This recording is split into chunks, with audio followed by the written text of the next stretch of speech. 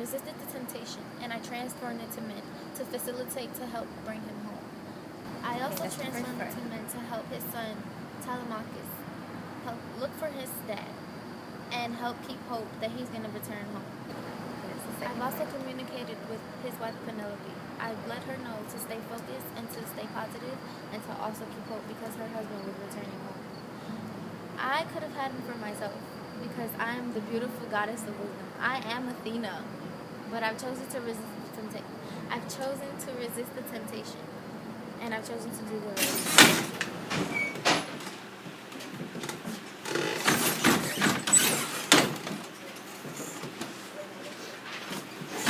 One of Homer's famous epics, the Odyssey, discusses the life of the protagonist, Odysseus.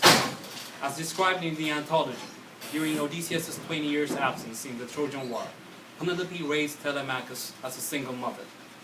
As most single mothers would relate, Penelope had gone through enormous struggles to resist temptations from her suitors, to marry one of them in exchange for peace and calm in her life.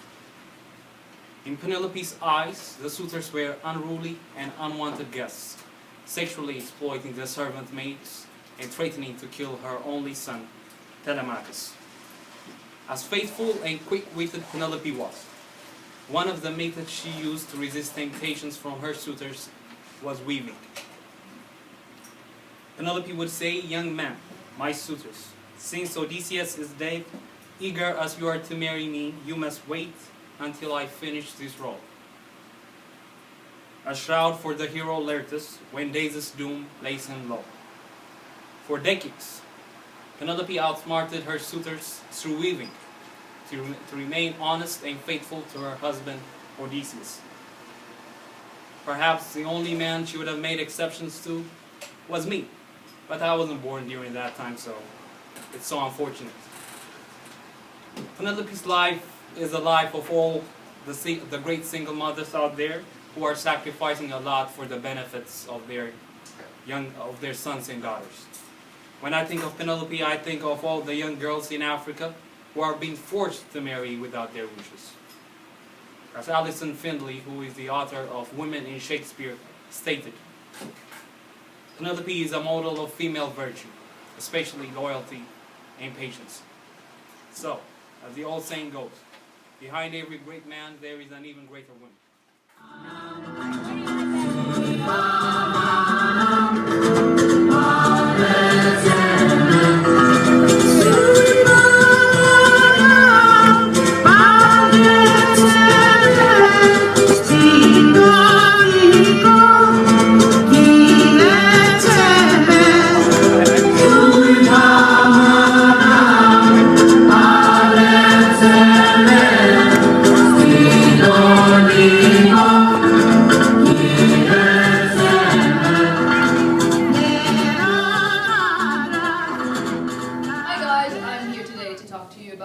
Calypso and Odysseus relationship. It's a very complex relationship, as you can see.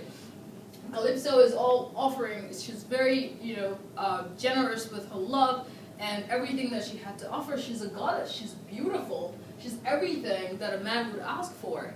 But Odysseus is longing for home. He's longing for his wife. It's just so much, that someone can resist, because Calypso offers immortality, a painless existence, and a life full of pleasure. Look at how pretty she is. But Odysseus resists all of this temptation that Calypso throws in his way. So this is really, really big, guys, because as we all know, guys are not very good at resisting temptations, especially if you have a beautiful goddess, that has everything to offer you, but you still say no to that. So this is pretty strong. And as we can see, this photo is a little bit different from the last one. It's a different setting. Calypso's beauty is highlighted, but we can see a little bit more intimacy in between them. But Odysseus still looks distant, even though he's here. He has his hand behind his head, saying that I really don't want any part of this. I don't want to be here. I don't want you. And so it's sad. You can see that Calypso is sad, and she's, wanting to be in love, or wanting Odysseus still love her back, but that's not just happening. And for 7 years, guys, for 7 years it's been going on. I mean, what guy can resist a goddess that's as beautiful as Calypso for 7 years that offers immortality? You know, it's just something really, really big. On the last note, I just wanted to say that resisting temptation can be more than being intimate with someone, but, you know, like Odysseus, you know, being offered immortality and a life of painless, a life that doesn't have pain. I was almost done, but... Temptation. Overall, temptation creates a basis for a captivating story. Temptation is a story. Homer's The Odyssey, a great tale, exemplifies and embodies many elements of the general human experience. In an exploration of the Odyssey, in the book The Odyssey Experience, Smelser states that this is a book both theoretical and empirical. It is about experiences that are widespread, if not universal. The experiences are rooted in the necessities of the human condition.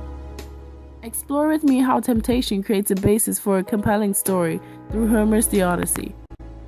The use of temptation within literature creates a story, and in the Odyssey's case, it creates the story. Secondly, temptation creates a deep connection between the story, character, and the audience. The initial experience of temptation inherently creates open pathways in directions in which the story can go. From that comes depth, roads not taken, regrets, and reflections of characters. For example, when Odysseus is faced with the temptation of listening to the sirens, he has options, pathways in which he can act, in which the story can go.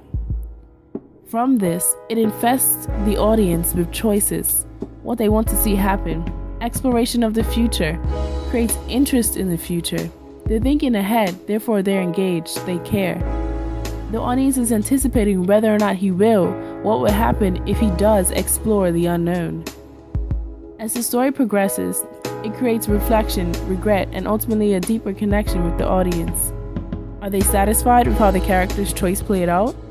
They become emotionally and logically engaged. Altogether, this temptation becomes a realistic and relatable experience. Through temptation in the basis of the storyline, emotions and curiosities are drawn out of the audience, ultimately creating a compelling story. Sometimes, it's all about the audience. Keeping this in mind, Homer's use of temptation throughout the Odyssey has indeed added flair, depth, and ultimately attentiveness of the audience, keeping them engaged in the storyline events. Moreover, I invite you to look beyond the Odyssey in the depths of your favorite pieces of literature, movies, songs, poems. Envision and explore, dive into the art of temptation.